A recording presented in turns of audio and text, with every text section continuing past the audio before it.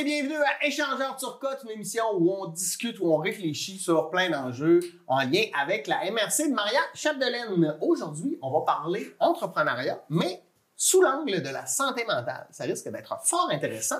Et avec moi, pour en parler, j'ai Mélissa Véraud, travailleuse sociale, entrepreneur, propriétaire d'une ferme laitière avec son conjoint, qui a une entreprise d'un service psychosocial, La Vraie Nature. Exactement. Qui est aussi formatrice en santé psychologique pour les entrepreneurs. Oui. Je ne pourrais pas mieux tomber. Ça va bien, Mélissa? Bien sûr, bien sûr. Un grand plaisir pour moi d'être invitée à échanger sur un sujet qui est un sujet de l'heure. Oui. Puis un sujet qui, je pense, dans le fond, qui va correspondre à ce que les gens vont se reconnaître à travers ça, les entrepreneurs. Mais avant de rentrer dans le sujet, Mélissa, pour les gens qui ne connaissent pas ton entreprise, tu sais, t'es qui? Puis pourquoi tu as décidé de partir cette entreprise-là? Puis peut-être faire un petit récapitulatif là, de ton parcours. Oui, bien, en fait, moi, j'ai toujours été, dans le fond, intéressée par le côté agricole. Donc, quand j'étais étudiante, comme travail d'étudiante, garder des enfants, c'était pas assez payant. Fait que je me suis dit, moi aussi, je vais aller faire comme mes frères. Je vais aller travailler sur une ferme. Donc, j'ai découvert l'agriculture comme ça. Okay. Quand est arrivé le choix d'une carrière, de faire un choix pour les études au cégep, l'intervention sociale était plus fort que celui de l'agriculture. Donc, j'ai toujours voulu marier un peu les deux là, dans ma vie. Puis, tu sais, un petit jeu de mots, hein, j'ai voulu marier les deux. Donc, j'ai marié un agriculteur. Ben oui. Fait que j'ai toujours, en fait, marié l'agriculture et l'intervention sociale. Donc, avec mon conjoint, là, je suis copropriétaire de la ferme là, depuis 2016. C'est une ferme, dans le fond, que lui avait repris là, l'entreprise de son père. Et puis, à travers ça, moi, j'ai fait, dans le fond, une carrière à l'extérieur aussi, donc dans le réseau comme travailleuse sociale, là, en protection de la jeunesse principalement. Et j'ai quitté le réseau là, en 2022 pour, dans le fond, lancer ma propre entreprise, moi, en santé, en intervention psychosociale. Puis, c'est venu, en fait, d'un rebalancement au niveau de ma vie. Tu sais, tout à l'heure, on va parler d'équilibre au niveau de santé mentale. Donc, on était à ce moment-là au niveau du COVID. Donc, quand le COVID est arrivé, je me suis moi-même re-questionnée sur quelles sont mes priorités dans ma vie, puis est-ce que je suis toujours en ligne avec qu'est-ce que je veux, où est-ce que je m'en vais, qu'est-ce qui donne du sens. Puis, je pense que c'est là aussi on a commencé à parler davantage de la santé mentale au niveau chez les agriculteurs. Oui. Et ça, j'imagine que ça a dû te toucher aussi, là, comme tu gravites dans ce milieu-là. Là. Oui, bien c'est sûr. Hein, tu sais, comme mettons, nous, en 2016, on a construit en fait une nouvelle ferme. On a pris de la croissance au niveau de l'entreprise. Donc, on a robotisé, donc un projet d'envergure, le projet d'une vie, en fait, comme producteur. Et pendant qu'on a construit, dans le fond, cette ferme-là, les budgets étaient serrés. Donc, mon conjoint voulait en faire le plus possible par lui-même. Puis, faut penser aussi que, parallèlement à tout ça, ce que j'ai pas nommé encore, c'est que je suis une mère aussi. Ben oui. Donc, j'ai aussi 5 enfants. 5, Oui, effectivement. Et en 2016, quand on a construit, en fait, la ferme, moi, je venais d'accoucher de la 5e. Donc, j'ai eu le bébé au mois de mai, puis la construction a commencé. Fait qu'on a été dans un flow là, très, très, en fait, exigeant. Et mon conjoint a fait une grosse dépression cet été-là parce qu'il s'est, dans le fond, surmené.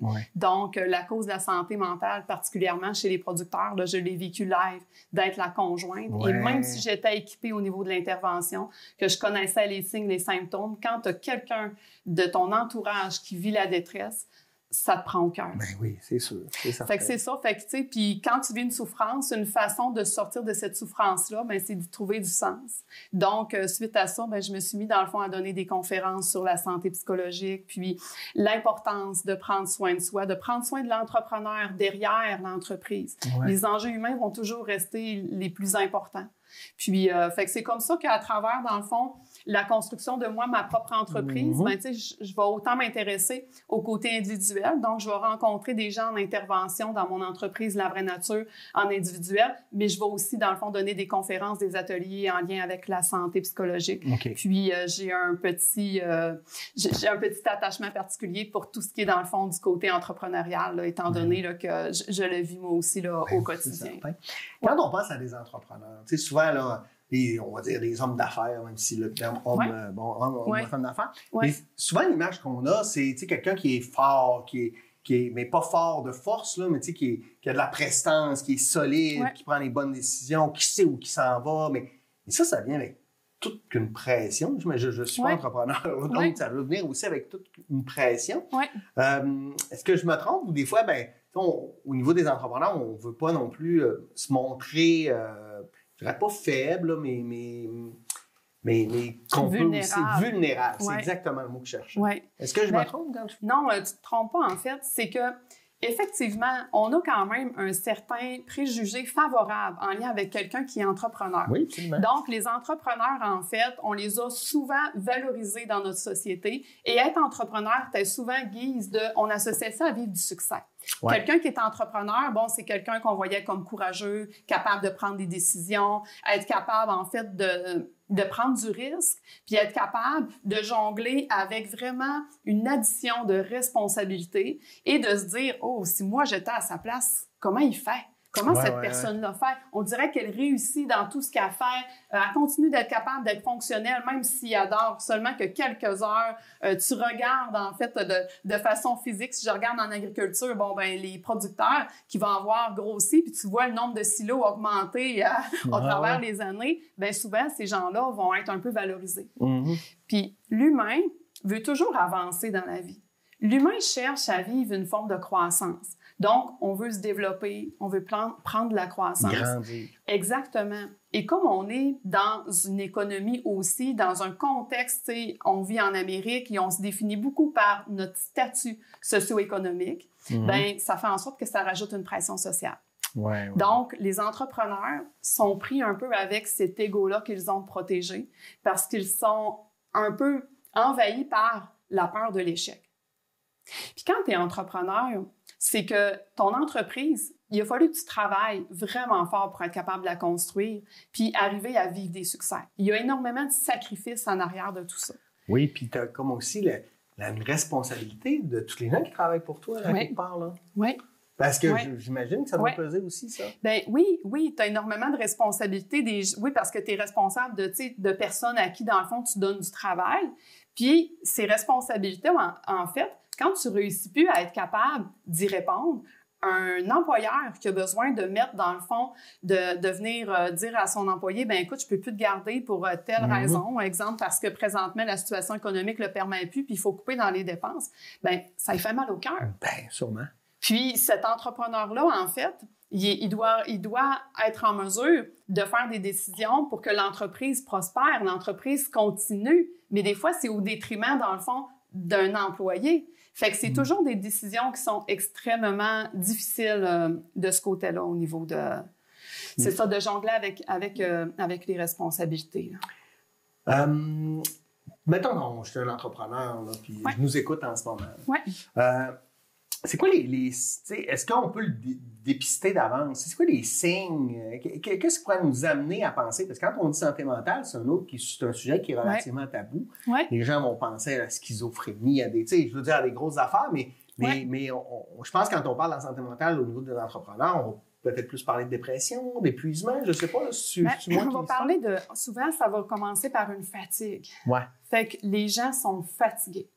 Puis, une fatigue qui peut se ressentir au niveau physique, mais une fatigue qui va avoir un impact, c'est ça, au niveau de ses capacités à être capable de continuer, de se concentrer, de prendre des bonnes décisions. Puis là, il va y avoir, il y a une échelle graduelle pour dire, quand est-ce que ça devient un problème de santé mentale? Souvent, moi, la façon que je vais le présenter aux gens, c'est, on pourrait se le représenter par un code de couleur. Donc, on passe du vert au jaune, au orange, au rouge. Vert, c'est dans sa vie, quand les différentes parties de ma vie, mes sphères de vie fonctionnent bien, où est-ce que là, je sens que je suis sur mon X, je réalise des projets, je me donne des petits défis, je réussis à les atteindre. L'impression de t'accomplir. Donc, puis là, c'est comme, on est rempli d'énergie, puis là, les gens nous rencontrent, puis ils font comme, hey, toi, t'es vraiment sur ton X. Mais ça, là, ça représente à peu près, moins de 10% de la population. Parce que être sur son X, l'être humain ne reste jamais satisfait de quelque chose qui perdure dans le temps. On doit se renouveler. Il y a un effet que, là, il va y avoir un effet wow, là, ça m'énergise, mais ce même but-là, une fois atteint, ça va s'éteindre après. C'est comme quand on a une petite période de vacances ou qu'on vit un événement heureux, il y a toujours après ça une petite déception de « OK, c'est déjà fini » et là, effectivement, donc là, ça rebaisse. Fait que là, tu sais, ça nous prend des nouveaux projets pour sentir qu'on continue de se réaliser. Donc, ça, c'est seulement moins de 10 de la population. Jaune, c'est que, je vais avoir des préoccupations. Au travers de ma vie, il va y avoir des petites tempêtes, il va y avoir des éléments imprévus, de la nouveauté, il va falloir que je m'adapte. Donc, tu sais, je peux avoir un enfant qui est malade, je peux avoir un employé qui rentre pas, je peux avoir perdu une opportunité d'affaires, mais tu sais, monsieur, madame, tout le monde vont vivre au quotidien des petits enjeux, puis ils vont, tu sais, rapidement être capables de s'adapter à tout ça. Ou des solutions, s'ajuster. C'est ça, mais on est quand même préoccupé. On n'est pas à 100% de notre énergie et tout là, parce que cette préoccupation-là va venir va venir prendre une partie de l'énergie qui est disponible. Quand on commence à tomber vers le orange, c'est que là, je commence, dans le fond, à avoir une atteinte au niveau, dans le fond, de mes fonctions. Ça veut dire que je suis peut-être plus tout à fait capable de garder, d'être capable de faire tous les rôles dont j'étais habituée de faire. Okay. Donc, peut-être qu'avant, je me permettais, par exemple, d'aller voir mes amis, d'avoir une vie sociale à toutes les 2 semaines, puis que là, je me dis, hey, là, j'ai même pas d'énergie, j'ai ben trop d'ouvrages, je vais arrêter d'aller voir mes amis. Je vais peut-être commencer à délaisser certaines tâches domestiques. Je vais peut-être moins m'investir dans certaines affaires. Je vais peut-être arrêter de faire ma comptabilité pendant un bout, arrêter d'aller chercher mon courrier. Fait que là, on commence à voir qu'il y a une atteinte là, dans certains rôles. Il y a un délaissement qui se passe. Et le rouge, c'est que là, quand je tombe dans une incapacité. Donc là, je ne suis plus capable même de me lever le matin et je suis très limitée dans ce qui me reste comme énergie. Okay. Donc là, on est dans des symptômes qui sont très élevés et là, on risque d'être dans une problématique davantage de problèmes de santé mentale. Sinon, avant, on peut présenter des traits. Parce que dans le continuum, tu sais, quand on est en fait dans le jaune, oui, des fois, on est inquiet, mais on est capable de trouver des solutions, on se revire de bord, puis on garde comme mode de pensée que ce qu'on vit, c'est temporaire. Donc, on continue d'être capable d'identifier qu'il y a une solution, il y a de la lumière au bout du tunnel. Quand on est dans le orange, notre santé commence à plus être affectée. Donc, on va avoir tendance... On voit plus de solution. C'est que là, ça risque d'atteindre notre sommeil. Donc là, on va avoir des difficultés de sommeil. Automatiquement, si mon sommeil n'est pas régularisé puis que je suis continuellement en déficit, le sommeil, c'est la phase la plus importante pour recharger sa batterie. Ben oui. Parce que, tu sais, notre santé, c'est comme si on avait une charge de batterie, puis cette charge-là, on doit composer avec, puis elle va faire pour, tu sais, une journée. Mais comment je fais pour la renouveler? Ça me prend des activités et d'avoir des bonnes habitudes de vie qui vont faire en sorte de renouveler mon énergie. Donc, quand je manque de sommeil, que je commence à faire de l'anxiété, que je commence à avoir de l'impact au niveau de mon alimentation, que je réduis en fait mes activités sociales, que je commence à avoir tendance à m'isoler, que je commence à perdre aussi de la concentration, avoir moins le goût de faire des choses que j'aimais, que j'ai l'impression que je commence à procrastiner. OK, tranquillement, là, c'est que là, je commence à basculer vers des problèmes de santé mentale qui commencent à être un peu plus sérieux. Puis là, je dis problème de santé mentale, mais c'est qu'il y a une gradation. Ça ne veut pas dire qu'on a un trouble de santé mentale. OK. Ouais. Un trouble, c'est quelque chose qui va être permanent ou c'est comme... Ce ne sera pas permanent, mais ça va dépendre des troubles, mais c'est quelque chose qui va être diagnostiqué. Okay. Et c'est selon, en fait, le code au niveau de la médecine qui s'appelle le DSM-5. Et là, on doit répondre à des critères très précis. Okay. Et ceux-ci doivent être assez accentués dans le temps et assez présents dans un temps X pour avoir un diagnostic. Fait que c'est pour ça qu'il faut faire attention avec, l'utilisation des termes et tout ça. Mais, puis quand une personne peut avoir un trouble de santé mentale, dans les troubles de l'humeur, tu as les troubles dépressifs, une personne peut faire une dépression majeure, mais ça veut pas dire que la personne s'en remettra pas. C'est ça. Donc, si elle pose les actions, qu'elle va prendre la médication, qu'elle va chercher de la psychothérapie, donc elle va être capable, dans le fond, de rétablir son cerveau, mais au même titre que quand on a une blessure physique. Ouais. Oui, c'est ça. On en prend si je me cogne, que j'ai une entorse, si je continue de marcher puis de courir comme si de rien n'était, je vais accentuer ma blessure. Ouais. Fait qu'il faut que je prenne un temps d'arrêt, me re-questionner, voir, OK, c'est quoi les bons mouvements, comment je pourrais faire pour protéger ma blessure présentement, me réadapter et tranquillement reprendre progressivement l'activité physique. Fait que là, moi, je suis un entrepreneur et là, je sens que, écoute, je suis jaune foncé, là, ça commence à peser tout ça. Ouais. Ou des fois, je peux peut-être le nier ou faire de l'aveuglement volontaire, mais par mon entourage, par les gens qui travaillent pour moi, mais on commence à m'en parler. Je fais quoi? Qu'est-ce qu'on doit faire à ce moment-là? Ouais. Parce que là, tu as une entreprise. Là. Elle, là, si t'es pas là, parce qu'on sait, les entrepreneurs, ils font souvent plus qu'une tâche, là, ils en font plein. Ils sont essentiels à l'entreprise. Ouais. Mais là, tu as ta peur, c'est de dire, là, si je prends une semaine pour dormir, parce que j'en ai besoin, là, tout va tomber, fait que je peux pas.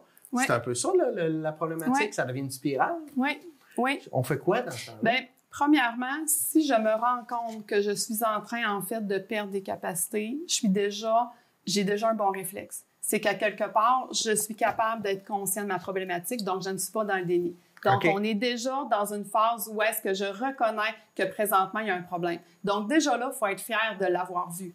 Parce que c'est déjà comme le premier pas. Parce qu'il y en a qui se rendent dans le rouge, puis qui même quand ils sont dans le rouge, ils... Oui. Ouais, OK. C'est que, juste pour faire une parenthèse sur ce que tu amènes, c'est qu'un entrepreneur va avoir des caractéristiques qui se rapprochent souvent des mêmes caractéristiques qu'on va retrouver chez un trouble de personnalité qui s'appelle la bipolarité. Ah oui, OK. La bipolarité, en fait, va se décrire avec 3 dans le fond. Tu sais, il va y avoir, mettons, 3 caractéristiques qu'on va retrouver chez les gens bipolaires. Puis là-dedans, il va y avoir, c'est que ce sont des gens qui vont avoir beaucoup d'idées. Ils vont avoir beaucoup d'idées, ils vont avoir de l'énergie, ils vont avoir, tu sais, la capacité de générer des opportunités puis de voir des choses. Donc, quand on est comme ça, ça nous aide dans l'entrepreneuriat. Et les entrepreneurs, majoritairement, vont avoir cette capacité-là. Sauf que ça fait aussi en sorte que je vais avoir tendance à vouloir apporter les autres dans mes nouvelles idées et je vais toujours vouloir en avoir plus. Donc, je vais vouloir avoir une croissance. L'autre élément, c'est qu'il va y avoir... Les gens vont être très convaincus et très convaincants aussi. Donc, quand ces gens-là ont une idée, ils sont capables, à quelque part, d'influencer les autres. Ouais, et ils acceptent difficilement de se faire mettre des bâtons dans les roues. Donc, même si on lui dit « Oui, mais t'es sûr? Puis là, telle affaire. Puis là, ouais, moi, telle affaire. » Ils vont se fâcher. Donc, ça va être leur mécanisme, en fait, de protection qu'ils vont embarquer pour dire « Non, non, moi, ça, je veux même pas l'entendre parce que je veux pas que tu défasses mon idée. Ouais. » Donc, c'est des gens qui vont avoir une structure assez rigide. Puis, c'est des gens aussi qui vont avoir une capacité du risque. Donc, pourquoi? Parce qu'ils sont nourris par le côté d'avoir une augmentation de la dopamine. Le court terme, d'aller chercher, en fait, de l'adrénaline, ils vont aimer ces états-là. Donc, ça va faire en sorte qu'ils vont être plus impulsifs aussi, puis qu'ils vont avoir tendance à prendre des fois des décisions sur le coup du moment.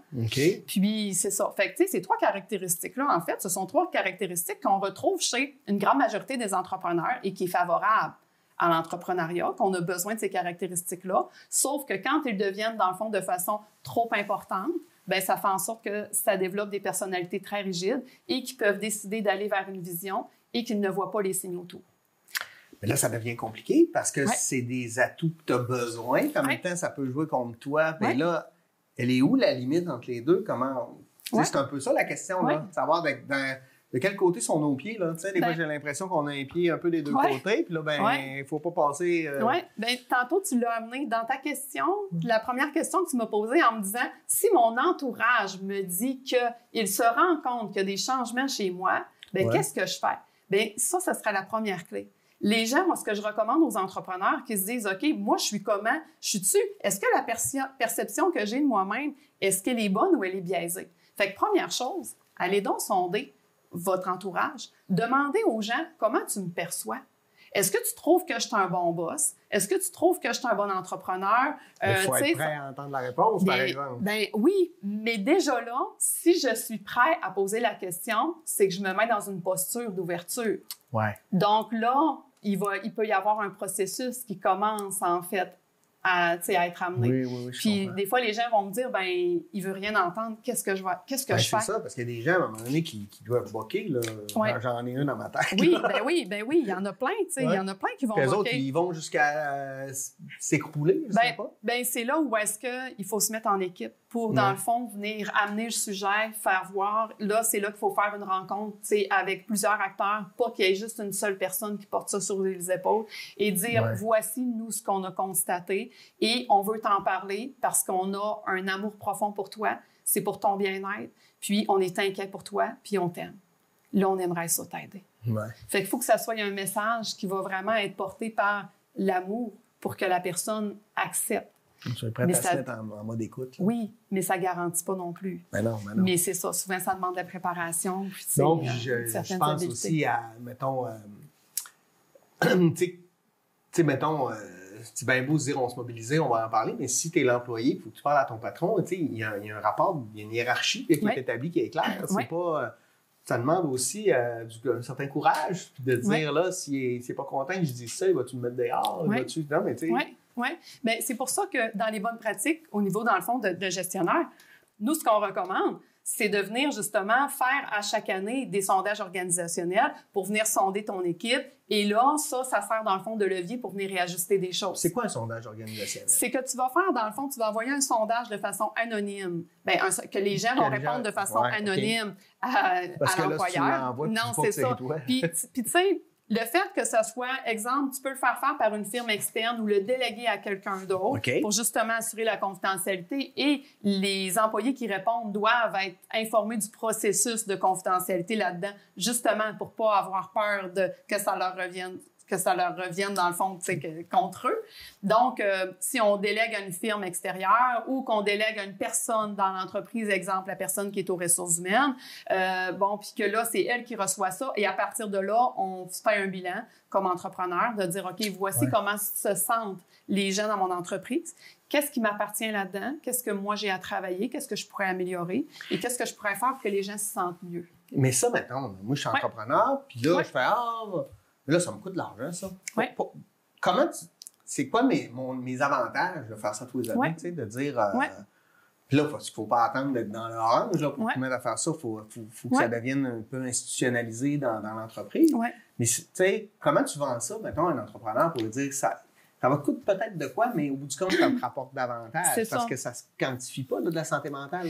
Bien, ça se quantifie. Il y a des chiffres qui sont capables de sortir là, pour voir, tu sais, quand on a une entreprise, dans le fond, en santé, qu'est-ce que ça veut dire et combien ça coûte. Une entreprise, dans le fond, où est-ce que les gens ne sont pas bien dans l'entreprise, ça occasionne énormément de pertes monétaires parce que les gens partent en arrêt maladie, les gens sont difficiles à remplacer, il faut que tu reformes des nouvelles personnes, donc il faut que tu mettes plusieurs choses en place. Donc, ça coûte énormément cher à une entreprise quand la santé psychologique dans l'entreprise, que ce soit celle des employés ou que ce soit une ambiance qui soit pas, dans le fond, favorable au travail. Donc, ça peut être des moyens, dans le fond, pour dire à l'entrepreneur, bien, regarde, présentement, là, as-tu des enjeux au niveau de ta main-d'œuvre? Les gens que tu as, si tu veux les fidéliser, si tu veux les garder, des opportunités, les gens, présentement, il y en a un peu partout. Il y a une pénurie, en fait, au niveau des employés. Donc, les gens peuvent magasiner aussi leur employeur. Si toi, tu veux être attractif, démontre que tu es préoccupé par ça et ça va avoir un impact. Parce que les générations d'aujourd'hui ne feront pas leur choix d'employeur en fonction de conditions de travail comme étant le salaire. Le salaire, c'est pas dans leur liste de priorités. C'est est-ce que je vais vivre une expérience? Est-ce que je vais être heureux là-dedans? Je vais avoir une possibilité d'avoir de l'autonomie, d'avoir de la certaine liberté? Est-ce que je vais pouvoir contribuer? Est-ce que je vais avoir un patron qui va être collaboratif, qui va tenir compte des besoins des employés? Donc, tout ça va venir influencer davantage aussi que même, tu sais, justement, le salaire, comme on disait. Ouais. Puis là, l'entrepreneur qui... ça, c'est un des outils qu'il peut faire. Donc, comme pour planifier, mais c'est pas évident au début de dire, là, je commence mon entreprise, là, j'ai 2 employés, je vais faire un sondage, j'ai deux réponses, je veux dire, si c'est pas lui, c'est lui, là. Non, tu comprends? C'est qu'au début, souvent, les entreprises, ça part tout petit, ça part rarement gros, à part si c'est une reprise d'entreprise, mais ça aussi, ça peut être un enjeu parce que ton équipe, tu veux te serrer, tu veux qu'il y ait une espèce de fidélité là, au travail. Tu te sentir trahi, tu sais, parce que quelqu'un vient te remettre en question peut-être ton potentiel de santé mentale. Parce qu'il n'y a personne qui a le goût de se faire dire... Parce qu'on va associer, ça c'est des gros préjugés, là, mais la santé mentale à la folie, aux asiles. Tu sais, quand tu repenses à l'historique, puis, tu sais, aux images qui peuvent arriver quand on parle de santé mentale, quand là, on est à un autre niveau. Ouais. Fait que ta question, c'est... Bien, il n'y a pas vraiment de question. Non, mais c'est une réflexion, tu sais, parce que je me dis, c'est bien beau tout ça, mais là, j'essaie de voir un jeune entrepreneur qui, lui, débute. Lui, il y a une phase où, comme il vient que le goût d'avancer, là, il n'est pas encore en train de voir les problèmes arriver, mais c'est là qu'il devrait commencer à mettre en place ces mesures-là. Bien, c'est des nouvelles cultures. Hein? Puis c'est, dans le fond, de plus en plus enseigné au niveau des entrepreneurs, de dire, là, on doit sortir un peu juste des opérations, puis d'arrêter de venir mettre un chiffre juste à ce qui représente des dépenses puis des ventes, là. Puis de voir, OK, l'aspect humain dans mon entreprise, c'est quoi la valeur que ça a? Puis, je comprends l'enjeu que tu nommes que c'est des nouvelles pratiques qui sont pas si faciles à mettre en place parce que la majorité, en fait, des entreprises, au Québec, là, 75% des PME vont avoir moins de 10 employés. Ouais. Donc, on est dans des petites entreprises. Et souvent, ces entreprises-là, ce sont des entreprises aussi familiales. Ouais. Donc, il y a toutes sortes, dans le fond, d'enjeux qui peuvent venir interférer à travers tout ça. Mais est-ce que ça se fait? Est-ce que c'est possible d'implanter ça dans des petites entreprises? Oui, tout à fait. Est-ce qu'on est autant capable de garder l'anonymat? C'est sûr que là, ton bassin en étant plus restreint, ben ça vient, dans le fond, faire en sorte que oui, il y a plus de chances. Mais justement, utilisons ça comme étant des opportunités de venir adresser des sujets importants. Puis, tu sais, si déjà, on dit à l'employé, écoute, moi, je veux vraiment savoir comment toi, tu vis ça dans mon entreprise. Et en même temps, on lui demande la question à savoir, toi, qu'est-ce que tu vois qui pourrait être amélioré? Fait qu'on veut pas juste que nos employés viennent nous dire, là, ah, ben ça, je suis pas content de telle affaire, puis là, on se sent pas assez reconnu, puis on se sent pas assez soutenu, puis on voit jamais notre boss, puis tu sais, c'est comme, OK, qu'est-ce que toi, tu auras à proposer et quel serait, dans le fond, toi, ton niveau d'engagement que tu seras prêt à prendre pour que ça s'améliore? Oui, voir l'entreprise comme une entité où on est un bloc monolithique, où on travaille tout ensemble, c'est un écosystème, puis c'est bien beau de dire quelque chose, mais on fait partie de la problématique et de la solution tout le monde ensemble. Là. Exact. C'est une dynamique. Ouais. C'est une dynamique qui devient, dans le fond, qui s'interpose. Et là, on vient changer le style de leadership qui avant, qui était un leadership qui était très directif, où tout partait, c'est d'en haut puis s'en allait par en bas. Ben là, on vient comme inverser parce qu'on veut que les employés se sentent bien, donc on veut tenir compte de leurs besoins. Mais l'employeur, lui, peut-tu avoir peur que s'il fait trop ça, qu'il perde un peu, pas de sa force, là, mais de ça... Ouais. Tu comprends ce que je veux dire? De son pouvoir, d'autorité en quelque sorte. Ça, parce que c'est lui le patron. Là. Oui. Mais c'est sûr qu'il y a une question d'équilibre à travers tout ça. Ouais. Parce que le style d'entreprise que tu me nommes, où est-ce que, exemple, qu'il n'y aurait pas vraiment de patron, où est-ce que, tout le monde sera un peu autonome dans sa façon de faire, s'il y a très peu d'entreprises qui réussissent à fonctionner comme ça. Puis c'est des entreprises souvent qui vont être très matures, donc qui vont travailler ensemble depuis longtemps, puis sont bien établis, chacun se connaît son rôle. Parce que chez l'être humain, naturellement, il va y avoir une hiérarchie qui va s'installer. Mais un groupe non organisé en disant, OK, nous autres, on est contre, on trouve que c'est un enfreint à la liberté de venir identifier des présidents, puis on va tous se mettre égal. Naturellement, tu vas avoir des leaders qui vont sortir. Oui.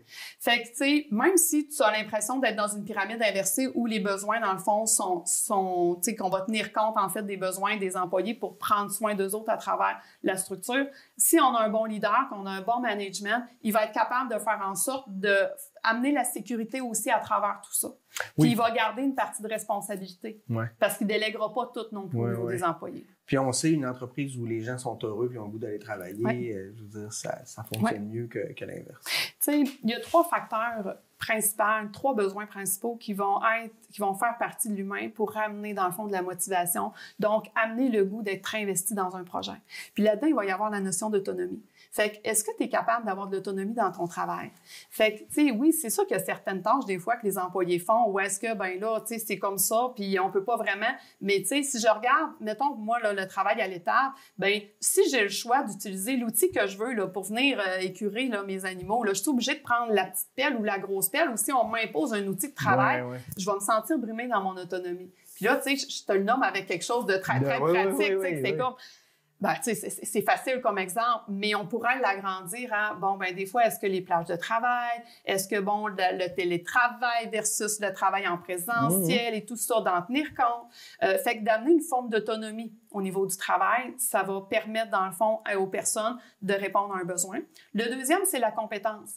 Est-ce que les gens avec qui je travaille se sentent compétents par rapport aux tâches qui lui sont attribuées? Je peux être en déséquilibre des deux côtés. Si une personne est très compétente puis on n'utilise pas assez son potentiel, elle va s'ennuyer.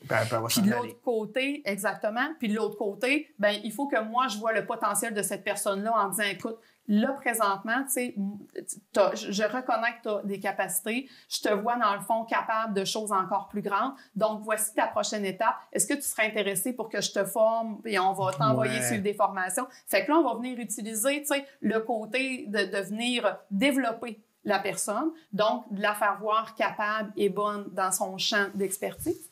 Puis le dernier, c'est l'affiliation. Fait que pour être capable d'avoir de la motivation, il faut sentir qu'on travaille en équipe. Oui, ça, c'est Fait que si je me sens tout seul, que je sens que j'ai pas personne d'autre dans mon bateau, on a juste à prendre les exemples d'aller s'entraîner. S'entraîner, c'est extrêmement difficile. Pourquoi? Parce qu'on fait juste souffrir quand on s'entraîne. Mais si on va faire... Je sais pas, je m'entraîne pas. Ben c'est ça, juste l'idée de s'entraîner. Ah ouais. Courir, hein, je te dirais, Pierre, on va aller courir 1 kilomètre, tu vas faire comme, oh bah, pas ça, ça me tente. Je vais t'attendre, je vais prendre mon char. Ben, mais si je te dis, va courir tout seul 1 kilomètre, tu vas comme faire un non, oublie ça. Puis si je te dis, hey, let's go, on y va ensemble. Ouais, OK. ouais, Fait que l'affiliation, de créer en fait une équipe ensemble pour avancer, ça va augmenter aussi l'engagement pour avancer vers un but commun. Fait que ça, c'est 3, dans le fond, éléments importants qui sont à tenir en compte pour être capable d'amener nos employés là, à se sentir encore mieux dans nos entreprises. D'accord. On va réfléchir là-dessus pendant 2 minutes. Ouais. On part en pause, on revient, mais c'est beau ce qu'on dit aujourd'hui. Revenez, c'est intéressant. À tout de suite.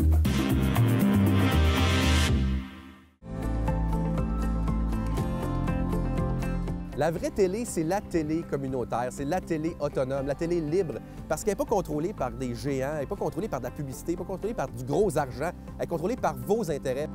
Tu veux savoir qu'est-ce qui intéresse les gens d'une place en particulier? Tu veux savoir qu'est-ce qui se passe en ce moment à Ville-Marie, dans les Basses-Laurentides? Bien, il faut que tu regardes la télé de cette place-là, puis elle est disponible sur le web à cette heure. 2 clics, tu sais ce qui se passe. Tu sais, l'avenir, là, c'est de parler des vrais enjeux, des vraies valeurs, de ce qui nous touche vraiment. Il n'y a rien de mieux qu'un médium local pour le faire. C'est pour ça que les télécommunautaires autonomes font ce travail-là. Et puis, on parle souvent de codes d'écoute, puis tout ça. 1, les codes d'écoute sont assez bonnes, puis 2, le qualitatif, c'est important aussi. La qualité des gens qui regardent, c'est des gens intéressés, intéressants. Pourquoi? Parce qu'on regarde notre communauté. On peut passer à la TV et parler de nos enjeux. Là, on parle des vraies affaires. On parle pas juste des Moses de vedettes de schnout de Montréal. Non! On parle de ce qui se passe chez toi.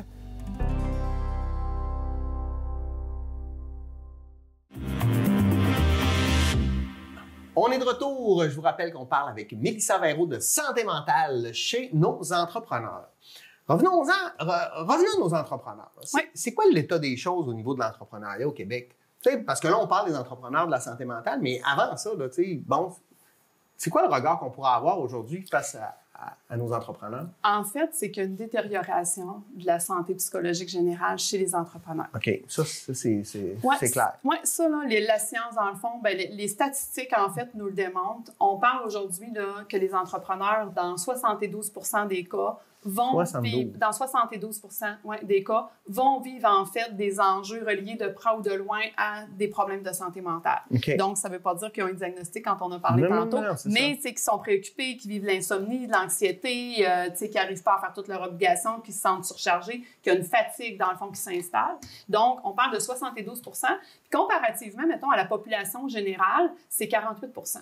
Donc, les entrepreneurs souffrent plus que la population en général. Okay. Et en plus, les entrepreneurs vont souffrir en silence. Ouais. Parce que leur rôle fait en sorte que quand tu es entrepreneur, tu es ton propre patron. Donc, tu es au-dessus, en fait, d'une forme de hiérarchie. Tu n'as pas de compte à rendre. Donc, c'est toi. Bien, tu n'as pas de compte à rendre. Tu as des comptes à rendre, mais tu n'as pas de... C'est ça. Tu as des comptes à rendre à tes banquiers et tout ça, mais tu prends les décisions pour ton entreprise. Fait que les raisons qui ont fait que si, par exemple, tu te retrouves avec des difficultés financières dans ton entreprise, les raisons qui ont fait que tu t'es retrouvé dans une situation inconfortable, bien, tu y as contribué. Ouais. Fait que tu vis, dans le fond, une pression supplémentaire. En plus de subir un contexte qui est très difficile, bien, tu te sens responsable d'avoir amené ton entreprise là et d'avoir tous les impacts collatéraux sur tes employés, sur ta famille, parce que là, ça va venir teinter toute ton humeur aussi. Ça va avoir un impact sur tes relations.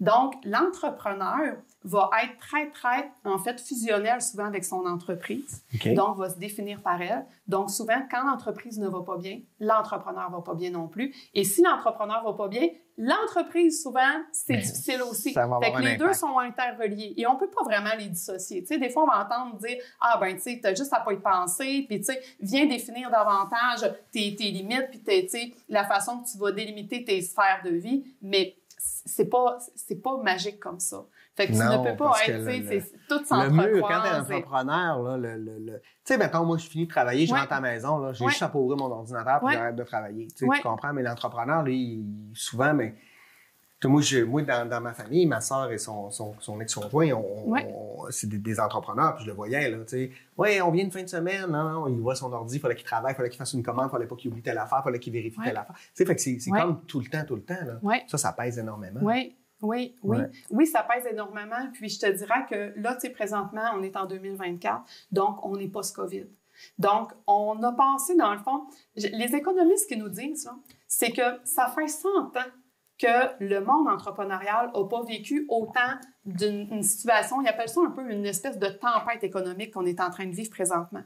C'est que c'est une succession d'éléments, dans le fond, incontrôlables que les entrepreneurs ont à composer et ils sont toujours en adaptation. Okay. Donc, là, il y a eu le COVID, puis là, ça rouvre, ça ferme. Bon, ben là, il y a les enjeux de la main-d'œuvre qui étaient déjà commencés avant le COVID. Là, depuis le COVID, on a une montée au niveau de l'inflation. Le COVID, pénurie de main-d'œuvre, difficulté d'approvisionnement, délai dans le fond pour recevoir des choses, refile la facture au client. Fait que là, c'est comme, bon, la soumission que je t'ai faite, finalement, elle tient plus parce que, bon, les coûts ont changé en cours de route. Il y a eu aussi, dans le fond, la guerre en Ukraine qui est beaucoup venue impacter aussi, rajouter un facteur dans le monde agricole. Au Moyen-Orient. Exactement, les coûts du pétrole, tous les coûts, en fait, de ce qu'on fait venir, qu'on n'est pas autonome en tant que pays. Donc, il y a eu tout, en fait, une multitude de facteurs qui sont venus fragiliser les entreprises au niveau, dans le fond, québécoise. Et ces facteurs-là, en fait, ont un impact énorme sur la santé mentale des entrepreneurs. Puis collectivement, est-ce qu'on peut faire quelque chose? Parce qu'on a une responsabilité collective face à la société en général, là, mais face donc aussi à nos entrepreneurs. Oui. Mais tu sais, juste avant d'aller là-dessus, je te dirais que justement, qu'est-ce qu'on peut faire? Ben, c'est qu'il faut revenir redonner, dans le fond, ces lettres de noblesse à c'est quoi être un entrepreneur. Donc, il faut les revaloriser. Oui. Donc, revaloriser, dans le fond, les entrepreneurs, puis leur dire, écoutez, ce que vous faites, là, c'est vraiment important. On a besoin de vous autres parce que vous contribuez à une économie. Et cette économie, c'est une économie, dans le fond, qui est locale, qui est provinciale, qui est canadienne. Donc, on contribue, dans le fond, à faire travailler nos voisins. On contribue, en fait, à s'aider à ce que tout le monde puisse avoir accès à des ressources. Puis, tu sais, les économistes, les statistiques qui ont sorti de ce côté-là, c'est qu'ils nous disent que au niveau des entrepreneurs, en fait, tu sais, les PME, petites, moyennes entreprises, sont les entreprises de moins de 100 employés, ben ça représente 97% des entreprises. Oui. Donc, tu sais, c'est eux autres qui font vivre des villages puis qui entretiennent, en fait, tu sais, la vie économique. Puis, les entreprises, en fait, là-dedans, 75% sont des entreprises de moins de 10 employés. Et ces entreprises-là de moins de 10 employés vont faire vivre 2 milliards de personnes. Ben oui. Fait que c'est ça. Fait que tu sais, c'est du monde, 2 milliards de personnes sur une population de 9 milliards, c'est qu'on en a besoin pour faire vivre notre économie. Tellement. Fait qu'en contrepartie, les entrepreneurs ont besoin de se sentir valorisés, ont besoin de sentir que ce qu'ils font va avoir un impact et qu'on les aide à sortir de cet isolement-là. Mais est-ce qu'il y a pas un lien très louche là, que je vais faire, mais des fois, on va associer l'entreprise, mettons, on ne fera pas la différence entre une PME puis une multinationale. Parce que des fois, on a beaucoup de choses contre les multinationales pour plein de raisons qui sont en général valables, j'ai l'impression. Mais j'ai l'impression que des fois, on fait porter ce chapeau-là aussi aux gens des PME quand ils ne sont pas du tout dans la même situation. Oui. Si on parle comme, par exemple, bon, on est dans un milieu où est-ce qu'il y a énormément de foresterie, que les gens disent, on est considérés comme des numéros, puis on compte pas, puis s'ils décident de fermer un moulin ou peu importe, tu sais. Mais tu as raison que, tu sais, les petites, moyennes entreprises le vivent ça aussi, mais à petite échelle. Puis oui, des fois, ils vont aussi avoir besoin de faire des choix, tu sais, drastiques sur comment je vais faire pour continuer d'essayer de venir sauver mon entreprise. T'sais. Ils veulent vivre, là. Ils veulent vivre, puis à quelque part, des fois, t'es mieux de sauver ton entreprise que de sauver, tu sais, un emploi, comme on a parlé tantôt. Des fois, il faut que... Puis présentement, c'est le mouvement qui se passe. Le mouvement qui se passe actuellement, c'est qu'on va vers une décroissance. Les entreprises, au lieu d'aller vers une croissance, rapetissent présentement parce qu'il y a trop d'enjeux au niveau financier. Les gens n'arrivent plus au niveau financier et là, on vient de toucher le facteur principal qui génère de l'anxiété chez un humain. C'est que quand, dans le fond, tu n'as pas suffisamment de ressources pour répondre à la demande, tu es en déficit. Là, on pourrait rentrer dans les affres de la mondialisation, mais on n'ira pas là parce que là, on va changer complètement de sujet. OK, Fait que là, nous, collectivement, on Ouais. devrait reconnaître, valoriser Ouais. les entrepreneurs de Ouais. PME parce qu'ils Ouais. sont extrêmement importants. Ouais. Puis en plus, tu sais, dans une région ressources comme ici, on a encore le mythe de la grande entreprise Ouais. qui vient, mais ça, on sait plus Ouais. vrai, puis c'est documenté depuis longtemps. Ouais. Il faut changer un peu notre rapport avec eux, puis donc les remettre, leur redonner la valeur qu'ils Ouais. ont. Oui. Comment on fait ça collectivement? Ben, moi, je vous dirais, ceux qui, puis tu sais, dans vos entourages, vous en avez probablement tous, tu sais, des gens que vous connaissez qui sont des entrepreneurs, prenez donc le temps de jaser avec eux autres. Juste d'aller voir un entrepreneur puis de dire, écoute, comment tu vas? Ouais. Mais comment tu vas pour vrai, là? Pas juste la question qu'on se croise là, dans un lieu public, puis tu sais, que c'est comme une petite question comme ça banale, puis qu'on s'attend à dire que la personne, tu sais, ah oui, ça va, ah, OK, bye-bye. Non, qu'on se pose vraiment la question. Ouais. Et quand les gens sont surchargés de travail, ce qu'ils vont faire, c'est qu'ils vont doubler, dans le fond, l'énergie au niveau des opérations. Fait que, attendez pas que ce soit la personne qui sorte puis qui aille vous voir puis de vous dire « Ah oui, je vais aller la rencontrer, on va se voir dans tel endroit ». Un des indicateurs, quand vous ne voyez plus une personne, vous ne l'avez pas vue depuis longtemps, ça peut être un indicateur que cette personne-là commence peut-être à moins bien aller. Ouais. Elle s'isole davantage. Allez vers eux autres. Mais d'un autre côté, Ouais. là, je fais l'avocat du diable. Ben oui, Moi, bien sûr. j'ai travaillé pour quelqu'un que j'aime beaucoup, qui est un entrepreneur, je ne nommerai pas, de toute façon, il n'est pas de la région ici. Oui. Mais à tout bout de champ, je vais le voir à son entreprise. Et là, je dis « Hey, comment ça va? » Oui. Mais là, ce qui me parle, c'est de son entreprise. Ah, ben là, on a monté le chiffre d'affaires, tout ça. Ouais. Puis là, je dis, non, toi, comment tu vas? Ouais. Je dis, oh, Ouais. ça va bien. Puis là, il commence à me parler de son entreprise, comme Ouais. s'il n'existait plus. Ouais. Tu sais, tu comprends-tu? Ouais. Ça existe Ouais. aussi, là. Ben oui, ça existe, ça Fait existe. qu'on fait quoi dans ce temps-là? Ben, tu sais, je veux dire, tu as fait ce qu'il y avait à faire. Tu as Ouais. insisté, tu lui as même posé la question. Non, mais toi, tu vas comment? Ton Ouais. entreprise, super, je suis content, ça va bien tes affaires. Mais toi, ça va comment? Même si ça va bien, que tu sais, tes chiffres d'affaires, ça semble être en équilibre, ben, t'aimes-tu encore ça? Ouais. Fait que, tu sais, d'insister, je te dirais. D'insister, de continuer à s'intéresser à l'humain en arrière, dans le fond, de l'entrepreneur, puis de justement ramener la question avec des questions peut-être un peu plus précises. Puis c'est sûr qu'en même temps, on peut pas non plus prendre, tu sais, la parole de l'autre personne. À un moment donné, si on vient limiter avec ce qu'elle va nous dire aussi, Ouais. on peut pas s'engager à sa place. Mais au moins, si la personne a essayé, puis cette personne-là, si elle a senti que tu étais intéressé à elle, ça peut arriver que le jour où est-ce que là, elle ira pas bien, elle va peut-être se dire, OK, j'ai-tu un ami, moi, à qui je pourrais parler? J'ai-tu une oreille, là, Ouais. qui serait prête à m'écouter? Je vais peut-être repenser à cet ami-là. Puis peut-être que même le soir même, la personne, ça va avoir fait du chemin dans sa tête. Puis en fait, Ouais. mais c'est vrai, tu sais, je vois comment, tu sais, moi, je Ouais. sais pas, ça amène peut-être Ouais. une réflexion. Des fois, c'est pas tout de suite. Des fois, Ouais. on est frileux à s'ouvrir, hein. Fait que. Oui. Oui, mais- c'est pour ça qu'il faut un peu plus insister, tu sais. Moi, je vois le temps filer, puis je veux Ouais. absolument que tu nous parles. C'est quoi les habitudes que les entrepreneurs ou que les gens en général devraient Ouais. conserver pour garder un équilibre dans leur vie professionnelle, personnelle, mais un équilibre au niveau de la santé mentale, en fait? Oui, oui. Ben, je vous dirais qu'on pourrait le regarder sur 3 axes. On pourrait regarder au niveau de l'axe de J'aime l'individu. ça, t'es organisé. Il y a Ben tout oui, le temps, ben là. 3 points, 4 points, 4 couleurs. Moi, j'aime ça, c'est clair. On pourrait le regarder sous l'axe de l'individu, Oui. l'axe au niveau des proches de l'entrepreneur et de la santé organisationnelle. OK. Fait que l'entrepreneur, premièrement, il doit se connaître. Mm. Lui, il est qui? Qu'est-ce qu'il aime? C'est quoi ses motivations? Qu'est-ce qui lui donne le sentiment d'accomplir quelque chose d'important dans sa journée qui va remplir son réservoir d'énergie? Donc, on doit apprendre à se connaître. On doit avoir une bonne gestion aussi au niveau de ses émotions. Moi, l'anxiété, comment que je la vis? C'est quoi mes signes, mes symptômes? Et quand je sens que je vais me sentir une réponse de stress, puis que là, je commence à être dans une espèce de croissance de ce côté-là, il faut que je pose une action.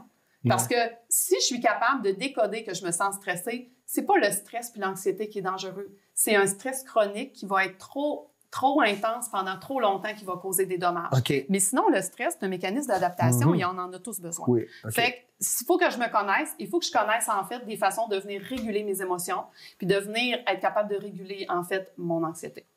Mes habitudes de vie sont la base. Mon sommeil. Dormir. S'assurer d'avoir une qualité de sommeil qui souvent va être un point crucial, mais que, tu sais, souvent, on va négliger. T'es-tu bien dans... Oui. Mais on fait quoi? Tu sais, Ouais. Moi, je te donne un exemple. En ce moment, j'ai des gros projets, puis là, je suis un peu stressé. Là, le Ouais. soir, je suis fatigué. Je m'endors.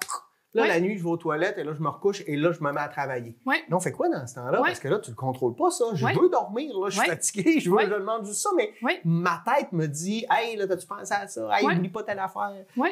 Puis là, tu vas probablement être stressé de ne pas dormir parce que là, tu vas dire demain, je vais être fatigué. Puis là, ça devient quand tu commences à te rendormir, ton réveil sonne, là, tu te lèves tout croche, puis là, tu passes une mauvaise journée. Bien, là, quand les pensées commencent à arriver, en fait, il faut s'occuper de ces pensées-là. Okay. Fait que moi, souvent, ce que je vais suggérer, c'est prends-toi un calepin papier, ce qui te passe par la tête, écris-les. Comme ça, après ça, ton cerveau va se dire, OK, je ne l'oublierai pas. Si là, j'avais une bonne idée, demain, je vais m'en souvenir, je l'ai écrit, cette idée-là. Après ça, on peut jouer un petit peu avec notre cerveau. Fait que de rester dans son lit quand nos pensées envahissantes commencent à arriver, bien, souvent, c'est que ça va faire l'effet de spirale, puis là, ces pensées-là vont s'auto-entretenir, puis là, ça prend de plus en plus de place. Fait qu'il faut comme les casser. Fait que ça veut dire que, lève-toi, va faire autre chose. Va refaire ta routine du dodo. Va brosser tes dents, retourne dans la toilette, un petit verre d'eau.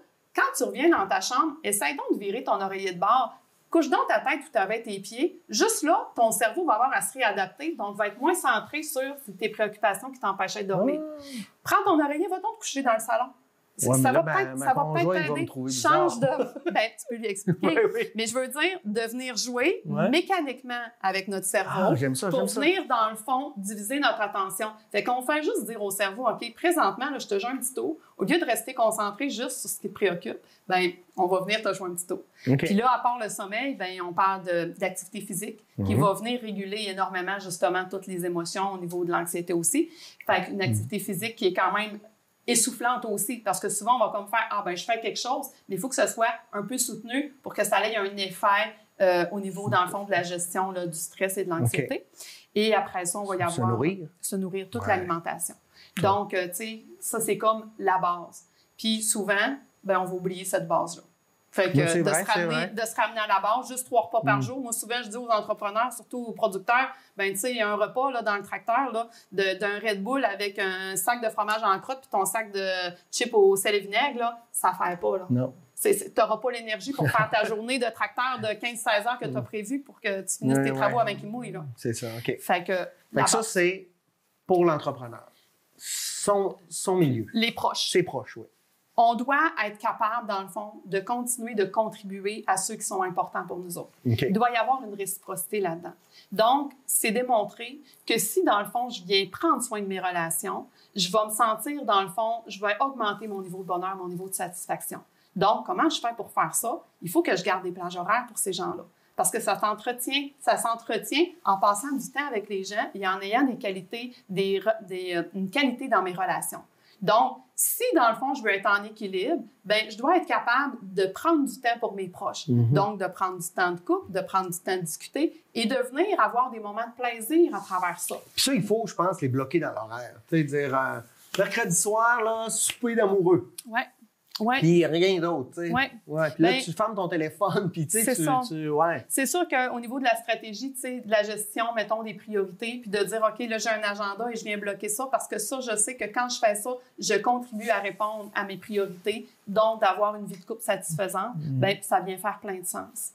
Puis, même chose avec les enfants. Donc, d'être capable, en fait, de prendre du temps en famille, de prendre du temps, en fait, pour continuer à se connaître, continuer à échanger. C'est des gages. Exactement. Puis, des fois, on peut venir même entremêler les rôles. C'est pas grave qu'on soit pas purement juste avec les enfants. On peut dire, tu sais, nous autres, moi, dans l'entreprise La Ferme, bien, le mercredi, on fait les vaches en famille. Bien, oui, c'est du travail, mais en même temps, ce moment-là, il peut être un moment agréable aussi parce qu'on échange, on s'entraide, on a un projet commun ensemble. Tout le monde, pas personne, ça nous tente là, le matin, là, à 5 heures du matin, le mercredi, de dire « faut aller à l'étable ». Mes ados, ils ne trippent pas, là, c'est comme « faut le faire ». Mais quand on revient à 7h30, là, 8h dans la maison, tout le monde est content de l'avoir fait, puis on fait comme « ah, bien, on a contribué à quelque chose de collectif ensemble ». Stratégie Mary Poppins. Si on veut. Oui, non, mais avant de moi, j'essaie ça avec mes enfants. Faut le faire, fait qu'ayons du plaisir à le faire, au moins. OK. Exact. Puis là, je vois le temps passer, puis l'entreprise. Bien, l'entreprise, dans le fond, on en a parlé un peu tantôt, c'est que je dois me soucier des gens avec qui je travaille. Fait que comment je vais faire pour que les gens avec qui je travaille se sentent aussi bien? Fait que là, on a parlé tantôt de faire un sondage, d'aller voir, bon, comment ces gens-là, on pourrait augmenter leur satisfaction au travail. Donc, on considère ces gens-là, on est ouvert à l'écoute, puis on réajuste. Puis, on re-questionne. Est-ce que nos réajustements ont fonctionné? Oui, plus ou moins, plus ou moins, c'était-tu la bonne cible? Puis on se réajuste. OK. Il nous reste à peu près un peu plus que 5 minutes. Là, je veux que tu nous parles. Là, il y a une nouvelle formation, il y a un programme qui est disponible dans la MRC ici pour les entrepreneurs. J'aimerais ça que tu me parles de ça. Puis que, je sais pas, premièrement, c'est quoi le programme? comment on peut s'inscrire, c'est pour qui, puis que tu nous fasses un beau pitch là, pour pitch de vente, oui, là, pour que nos entrepreneurs fassent « Go, je vais y aller », parce que je suis pas sûr que c'est pour moi, mais tu sais, c'est comme un coffre à outils. Tu n'as pas tout le temps besoin d'espèces de tournevis weird, là, non, mais la fois que tu vas en avoir besoin, tu vas être content de l'avoir. Mais tu vois, je vais le commencer tout de suite, mon petit pitch de vente. C'est que cette formation-là, c'est une formation, en fait, qui est en santé psychologique pour les entrepreneurs. Mais c'est une formation, en fait, que tous les entrepreneurs devraient avoir. Pourquoi? Parce qu'on s'intéresse au facteur humain. Ouais. Et le facteur humain est le facteur qui est le plus influent sur, en fait, la prospérité d'une entreprise. Mm-hmm. Parce que un humain qui ne va pas bien ne peut pas avoir une entreprise qui va bien. Ben oui. Donc, c'est de ça qu'il faut s'occuper en premier. Fait que tu vois, c'est même pas dans notre coffre à outils, c'est même pas la santé psychologique, c'est pas le petit tournevis là, qu'on n'utilise jamais. Là. C'est le tournevis qu'on sort à tous les jours. Là. Celui-là là, avec la pointe carrée là, qui fait qui fait à peu près sur tout. C'est ça, là. Ben, c'est celui-là qu'on a besoin. Okay. Mais pourtant, les entreprises, on n'a pas mis notre focus là-dessus. Pourquoi? Parce qu'on nous a parlé de chiffres, puis d'opérations, puis de plans stratégiques. Etc. Mais notre base demeure d'être des humains. Ouais. Et pourquoi, présentement, beaucoup d'entreprises ne vont pas bien? C'est à cause du facteur humain. Tu sais, les entrepreneurs, présentement, c'est un métier qui est en voie d'extinction. Les gens ont des difficultés à voir comment ils pourraient être des entrepreneurs parce que les responsabilités sont énormes. Mais c'est qu'il faut se construire, justement, des forces à travers tout ça pour être capable de réussir à répondre à ces fonctions-là. Et est-ce que c'est faisable de le faire en étant heureux? Oui, c'est faisable. Mais il y a des règles à respecter. Et pour ça, ben, tu sais, il faut se former. Au même titre qu'on va se former pour comprendre nos états financiers, nos bilans et tout ça, ben, ça fait partie, en fait, des apprentissages nécessaires pour qu'un entrepreneur soit solide puis soit capable d'avoir une pérennité, puis s'il veut de la croissance. Ben oui. Fait que, tu sais, le programme, en fait, c'est un programme qui est offert par le Centre entrepreneurial multiressources, qui est, dans le fond, un organisme situé à Dolbeau-Mistassini, qui, lui, dans le fond, offre de la formation aux entrepreneurs. OK. Donc, le programme, ce qui vient, dans le fond, le distinguer des autres programmes du Centre entrepreneurial multiressources, c'est qu'il est ouvert à tout type d'entrepreneurs. Donc, peu importe le domaine d'économie. Parce que souvent, les gens qui connaissent cette école d'entrepreneuriat-là, bien, savent qu'avant, les formations, c'était en foresterie et en agriculture. Mais là, le programme est ouvert à tout type d'entrepreneurs. Okay. Donc, ce qu'on dit aux gens, c'est venez nous trouver, on va vous faire vivre une formation immersive. Et ça va être, dans le fond, une formation sur 4 jours. Donc, 2 sessions de 2 jours. Les gens arrivent le lundi matin, par exemple. Quand les cours commencent le lundi matin, les repas et le coucher se prend sur place. Donc, on est toute la journée en formation. Le soir, on est en atelier aussi. Le lendemain, on reprend la formation. Et ensuite, on repart, en fait, pour être dans nos entreprises. Okay. Donc, on fait ça 2 fois. Donc, premier bloc, on parle de l'individu, on apprend à se connaître, on apprend à reconnaître, en fait, nos mécanismes. On parle de stress, d'anxiété, de nos bases, justement, pour comment on peut faire pour être un humain, complet, individuel. Et la session, en fait, 2, quand les gens reviennent, on a une journée complète sur les proches de l'entrepreneur et l'autre sur la santé organisationnelle. Puis c'est le fun que ce soit en 2 blocs parce que ça laisse des traces entre le premier. Il y a une réflexion, il y a une espèce de... Il y a une réflexion. Et introspection. Oui, et en plus, le programme fait en sorte qu'il va y avoir des suivis entre les sessions. Donc, il y a une coordonnatrice qui est attribuée avec le centre entrepreneurial qui, elle, va faire des suivis parce que les gens repartent avec des priorités, des plans d'action. Puis, tu ne viens pas faire une formation pour que ça tombe dans le vide après. Tu investis de ton énergie, tu investis de ton temps, de ton argent, tu veux que ça fonctionne. Donc, après, tu as les outils pour être accompagné pour pas que ça tombe dans le vide aussi. Okay. Donc, on t'accompagne à travers tout ça. Puis, les gens repartent avec la volonté, tu sais, d'être des meilleurs entrepreneurs et la capacité de cibler de façon plus précise qu'est-ce que je peux faire, le prochain petit pas pour continuer d'avancer puis avoir une entreprise qui me représente et que les gens sont bien. Puis ça, si ça m'intéresse, je suis en train d'écouter, ça m'intéresse, on communique avec, on va sur probablement la page web. Vous allez sur la page web du Centre entrepreneurial multiressources. CEMR. Et là, vous allez avoir CEMR.ca, je pense. Vous allez voir, vous allez voir formation, santé psychologique pour entrepreneurs, je m'inscris. Vous cliquez là-dessus. L'inscription se fait en ligne. Si vous voulez de l'information supplémentaire, il y a un numéro de téléphone. Vous allez parler avec les gens directement là, du CEMR et les gens vont se faire un plaisir de répondre là, en l'entièreté de vos questions. Et cette formation-là est dispensée par, on est 2 formateurs, et les 2 formateurs, je suis avec un psychologue organisationnel, dans le fond, qui s'appelle Hugues Simard, et qui, lui, a travaillé aussi en forêt, et qui, lui, aujourd'hui, est un entrepreneur aussi. Donc, lui, dans le fond, il a sa clinique de psychologie dans le secteur de Québec, qui compte 50 employés. Donc, on est 2 formateurs qui avons des formations en intervention sociale, moi en travail social, lui en psychologie. Et puis en plus, on a le chapeau d'entrepreneur. Oui, fait que donc, vous êtes très complémentaires en plus, l'agriculture, la foresterie. Oui, puis on se met dans la posture où est-ce qu'on n'est pas mieux que les gens qui viennent en formation, dans le sens qu'on fait tout notre gros possible et on s'investit beaucoup personnellement pour justement que ça vienne toucher les gens et qu'ils se reconnaissent à travers ça. Merci, Mélissa. Écoute, ça va. Hein? Bravo, hein? Non, mais hey, extraordinaire, Mélissa Vairo, qui va changer votre vie si vous êtes entrepreneur. Donc, merci, Mélissa. Je rappelle que tu es travailleuse sociale, entrepreneur, que tu as un service psychosocial, La Vraie Nature. Ça, il y a un site Internet aussi? Oui, j'ai un site Internet, Mélissa Vairo, lavraienature.ca, je pense, là, qui est mon site Internet. De toute façon, Mélissa Vairo, La Vraie Nature, vous devriez trouver. Et tu es aussi formatrice en santé psychologique pour les entrepreneurs. Oui. Merci d'avoir été des nôtres. Merci aussi d'avoir été avec nous, moi, toute la saison. C'est la dernière émission de cette saison, mais on devrait être de retour l'année prochaine. Merci. Bon temps des fêtes.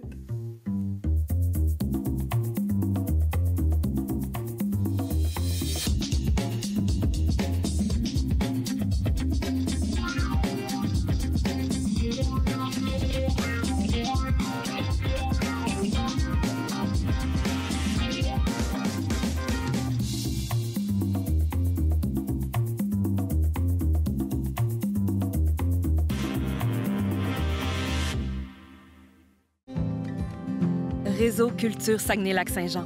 C'est l'accès direct à 200 artistes, organismes, travailleurs et travailleuses culturelles. La culture au Saguenay-Lac-Saint-Jean, une culture de proximité. Les télévisions communautaires autonomes du Québec, ce sont les télévisions les plus importantes parce qu'elles sont proches de la communauté. On veut encourager des gens qui parlent de ce qui nous intéresse, mais aussi qui participent au développement local. Mais c'est fini le temps là, où on allait lire une affaire qui a été écrite avant hier au bout du monde. Non! Tu veux savoir ce qui se passe chez vous? Bien, ma télé préférée, c'est la télé autonome communautaire. C'est ici que ça se passe.